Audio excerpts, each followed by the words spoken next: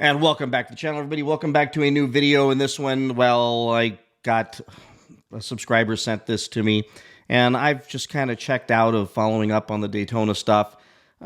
Getting a little boring, but you know what? This one, it's just, I can't help it. I have to share it with you. And while I want to tell you, I feel bad for people who are trapped in these cars, who did not expect to be screwed, it's hard for me to feel bad for, are the people that were actually warned, actually asked the questions in the forums, got the warnings, the direct warnings, the overt, clear warnings, were able to watch the videos and hear how bad these things are, and still thought, well, it's not going to happen to me. I want the best looking EV. I want, I don't want to drive a Tesla. Oh, I can't resist the super cheap payments. And here you are, you can't resist it. You do it anyways, despite people warning you.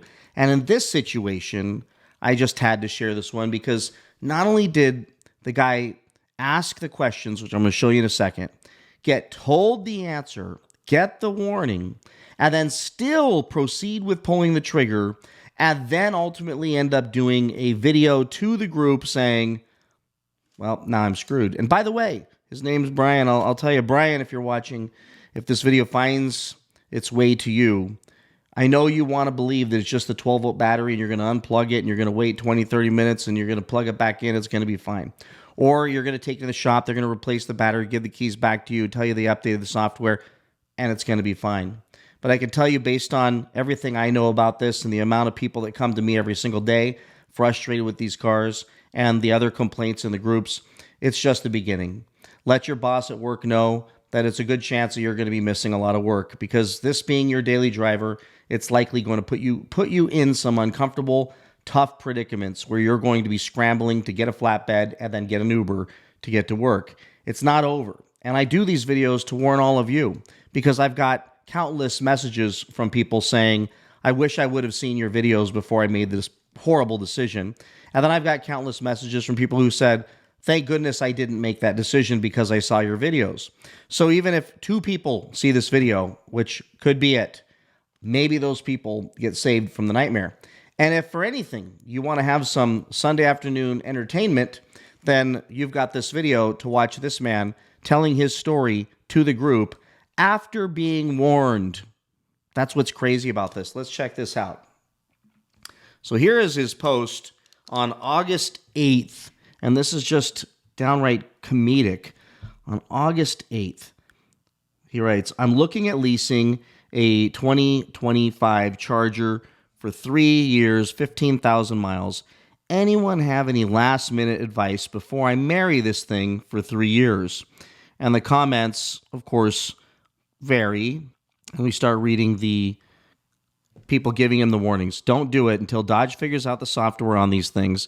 You're going to have endless headaches. If you're willing to deal with that, fine. Otherwise, I would run in the other direction. Now, here's the deal.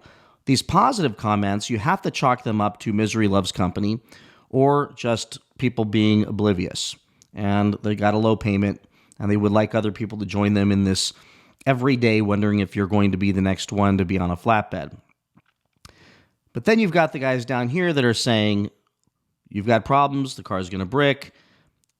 Many warnings, fault warnings on the dash, this guy's talking about. And but then you've got the positive people telling him how great it is. So he got the warnings. Now, if he watched my videos, he would have seen that I said, don't do this.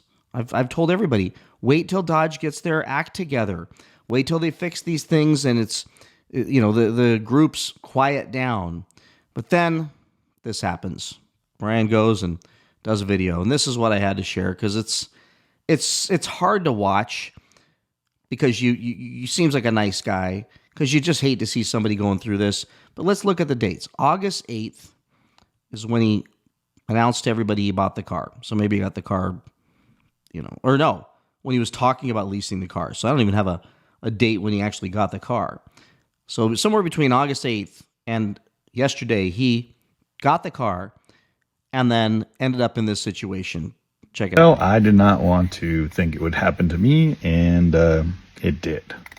So I've had the Charger EV now for a week and a half, and I love the car. I love how it drives. I love the sound that it makes. I love everything about it. Took it to a car show, It was for people over 65 at a retirement place. The classic guys were there. They were kind of asking questions. I thought I was going to get like thrown out from the car club people or the car enthusiasts, but they were really nice to me. And it's very sweet. Had a good night there, and then came home, went to bed, got up the next morning, and unfortunately I can't show you what happened, but the car turned on, and then it basically wouldn't let me shift, or it let me shift into drive, but it never said ready to drive ever, which scared me a little bit. And then it said service transmission. Surprise, motherfucker. Yep. And that's how it goes. And it's just the beginning. And then when I tried to put it back into drive or into park, then it wouldn't go back into park, and I had the parking brake on, and I thought, okay, well, I'll just restart it. So then I shut it off, and it said still in drive, even though I know it said P on the park on the shifter. This is a brand new car, and it's not isolated. It happens to so many of these folks. This is frustrating because I didn't think I would be one of the people who got stuck with this. I was cautiously optimistic. This isn't my first EV. I had a Mach-E before, and I told the dealer I loved that Mach-E. And the only reason I was doing this was because I really like the styling of this, the muscle behind it. It looked more like a muscle car than the Mach-E did. So I'm really hoping that Dodge figures this stuff out. And it seems like it's mostly software based, but if you guys know of any other mechanical issues, as far as the drivetrain or anything to do with the battery technology, I don't know. So sorry for my long rant, but yeah, she's deader than a doornail. And try to hit the button there.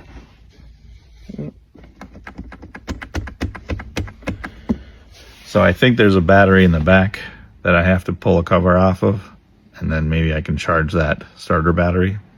But waiting for the dealer to call me back and tell me what my options are.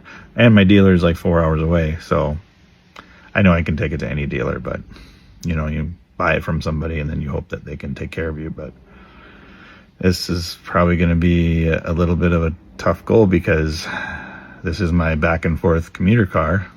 I do have a gas car, yes, but I'm 60 miles away from where I need to get to every day. And like I said, I had an EV before and it was great and I loved it. And I'm not an EV guy, like in the sense of why some people buy EVs for the environment or whatever. I just love fast cars and I don't want to deal with oil and the gas, and so I like EVs, not Teslas necessarily, because I think those are family cars, and that's ultimately why I got this car. So, all right, well, I'll try to update everybody. All right.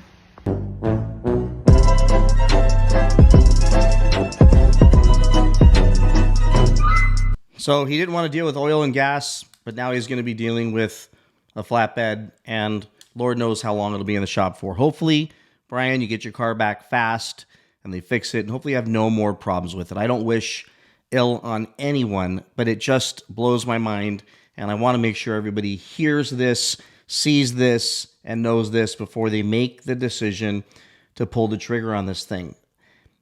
I also see all over the forums people talking about class action lawsuit this, class action lawsuit that.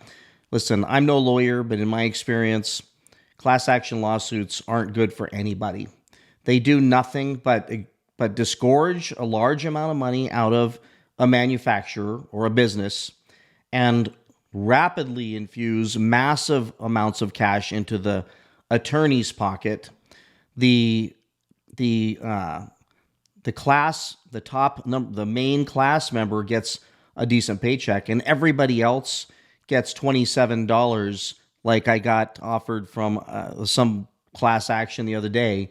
If I filled out a bunch of paperwork, or if I was affected, I could get more, and it was still not worth doing the paperwork for. So before any of you get pulled into a class action lawsuit, I would say make sure that you consult with an attorney. You're probably very much more better off doing your own lemon law on that car and exiting stage left as soon as you can, or negotiating something that at least puts some money in your pocket so that you can feel better about dealing with this while Dodge is spending Lord knows how much time and energy trying to get this thing fixed, which it feels like the more they do updates, the more new problems seem to come up. But I could just be seeing lots of new videos with old problems raising their ugly heads again. The bottom line is I wanted to share this because no matter, even if they're warned, they don't care. They don't care. My buddy Quincy, whose car has been in the shop for months now. We text every other day, and now our relationship started with him yelling at me, calling me a hater, and ended with him saying, "You're right.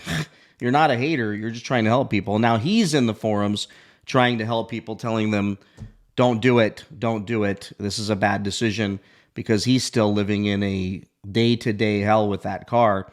And I just feel bad for him that he's got to go through it and continue to have to pay for that thing. So hopefully this video helps somebody out there. I'm not doing it just to laugh and, make fun of these people. Certainly some of them should have paid attention and heeded the warnings and are worthy of being made fun of. But I would rather all the rest of you see this and not go down this road and buy one of these giant pieces of junk until Dodge squares them away. And I don't think any class action is going to happen. And I think Dodge knows that because that would take years to litigate. They'd rather just hold you all out almost hostage and say, we're working on it, we're doing new updates, while you get to know the man on the flatbed very well, end up spending Thanksgiving with him. So with that, everybody, let me know your thoughts. Please like, subscribe, comment, and I will see you all in the next one. Bye-bye.